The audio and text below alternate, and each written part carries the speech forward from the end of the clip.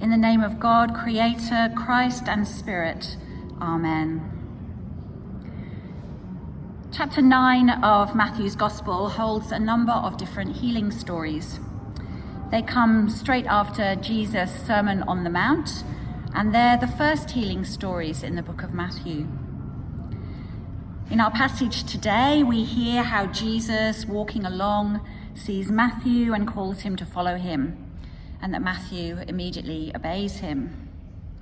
And then Jesus attends a meal with Matthew and his tax collector friends and gets criticized by the Jewish leaders.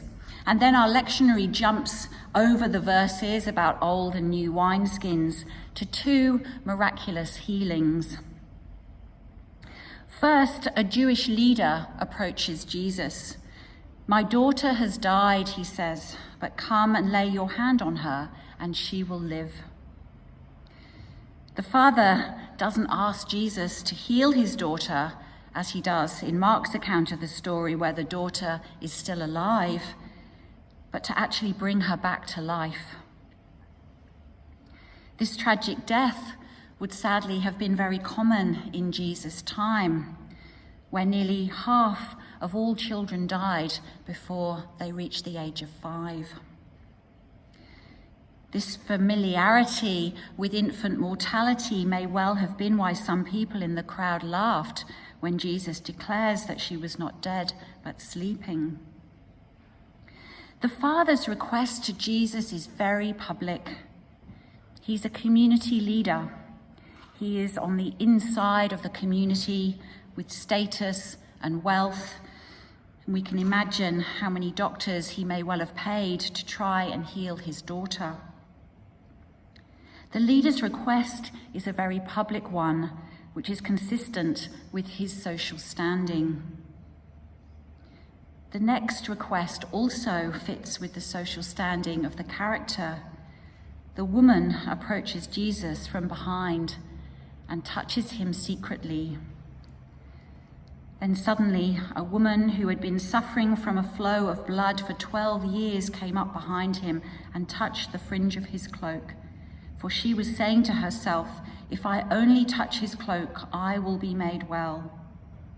Jesus turned and seeing her, he said, "Take heart, daughter, your faith has made you well." As Jesus is following the Father out of the crowd to go to his daughter, the woman, who is, as usual, unnamed, enters the story, pushing her way through the crowd. A number of years ago, my son Simeon was an avid fan of a famous YouTuber called Dan TDM. He loved this guy and he watched him endlessly. He even dyed his fringe blue because Dan TDM had a blue fringe. I took Simeon to see him perform at the Opera House. And after the show, we went down to the stage door to see if we could see him coming out. And to our delight, he suddenly appeared. The doors swung open, and there he was. As the crowd surged forward to see him, the excitement was palpable. Now, we were at the back of the crowd, and I was really worried that Simeon wouldn't be able to see him because he was only about 9 or 10 at the time and not the 6'4", 17-year-old that he is now. So I bent down and I got behind him and I pushed him through the crowd, through the legs of the adults. He weaved in between and I was shouting, "Go, go, go," as he went. Now, I couldn't see very well what was happening, but when Simeon managed to get back through the crowd to me, he was on a high, because not only had he made it to the front of the crowd, Dan TDM had high-fived him and had a joke with him about the fact that they both had blue hair. It was gorgeous. I'm feeling elated now just telling you the story. I don't know if you've wanted something so urgently that you really, really don't care what other people around you think about you. when you've experienced a determination that just takes over you. This woman had been bleeding for 12 years. And it doesn't escape our notice that this number, it's the number of years, is the same as the age of the little girl. This would not only, we imagine, have disabled her in terms of the amount of blood that was flowing out of her, but also left her shunned by her community.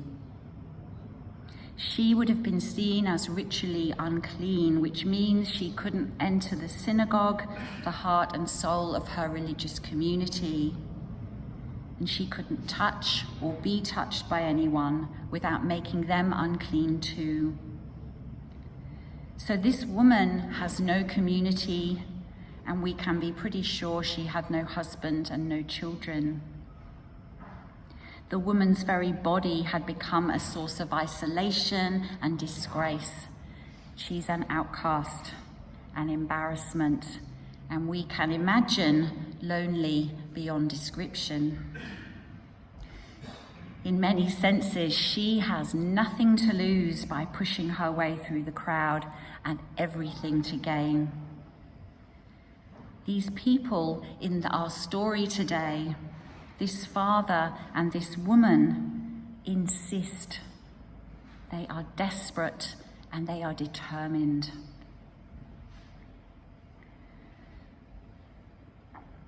One of the things we notice in these two healing stories is that Jesus is very much taking his lead from those who need the healing.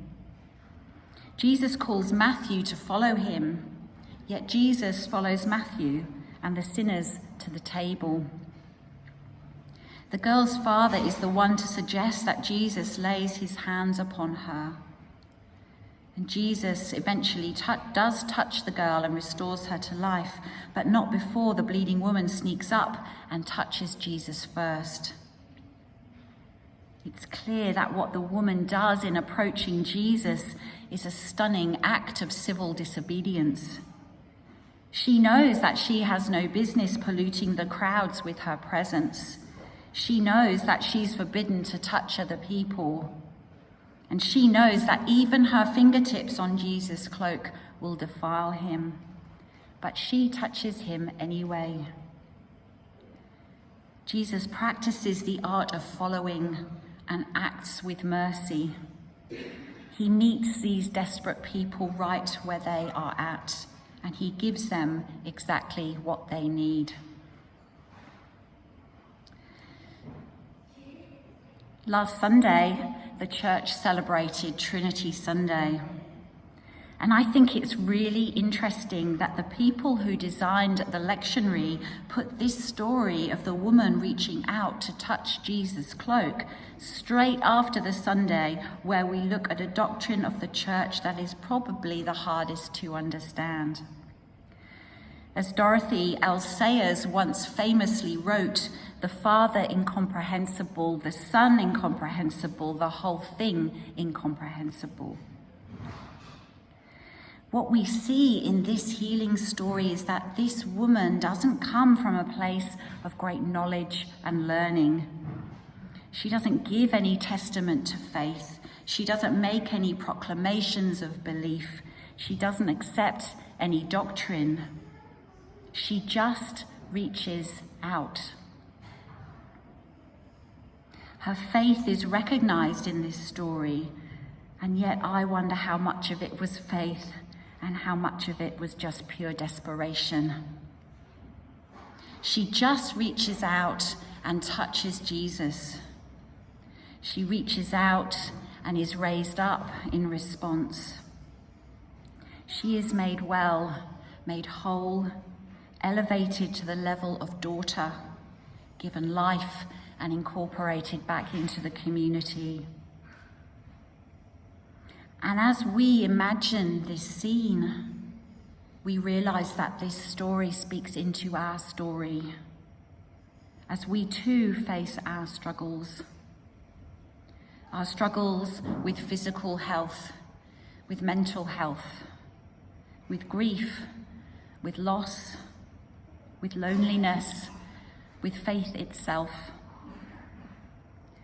There have been times, and maybe we are there right now, where we get lost and we're hurting and we can't see a way forward.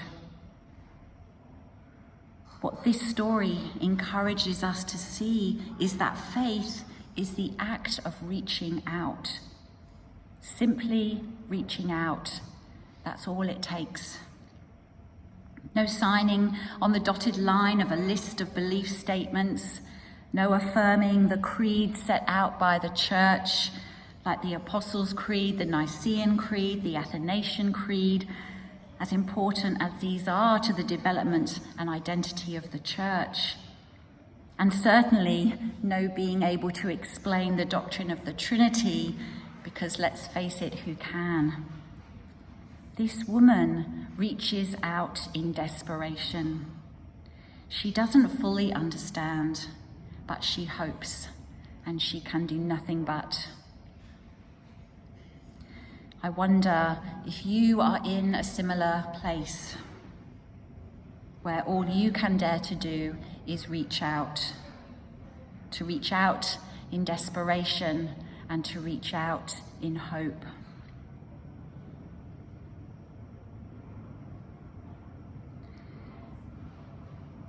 These healing stories show Jesus bringing life. Jesus gives life in the sense of breath and life in terms of fullness. Jesus pauses to restore a broken woman to community and dignity and humanity. This woman, who is doubly marginalized because of her gender and her bleeding, is fully worthy of a miracle. And once she is healed, her faith is proclaimed in public by Jesus. Both those who are outcast and those who are part of the social establishment find in Jesus a heart of compassion and mercy. Both those with acute needs and those with chronic pain find healing power. Both those who reach out and those who need to be beckoned find attentive mercy. Throughout our stories today, conventions are turned upside down. Barriers are broken and segregated people intermingle. The holy Jesus calls out to the sinful tax collector and sits at a table with those whom the observing Pharisees consider undeserving.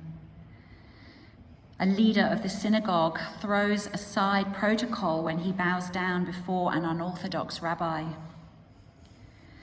A woman who would have attracted scorn in public nevertheless ventures out into a crowd to reach the one she hopes can help. And with the touch of his hand, Jesus brings a dead girl back to life. If such lines as these can be crossed, then surely in the issues we are struggling with, Jesus can touch us too. Jesus can see us too. Jesus can heal us too. Jesus can make us whole too. Jesus can give us life too. Here we see that faith is the act of reaching out, simply reaching out. Amen. Let's take a moment of stillness.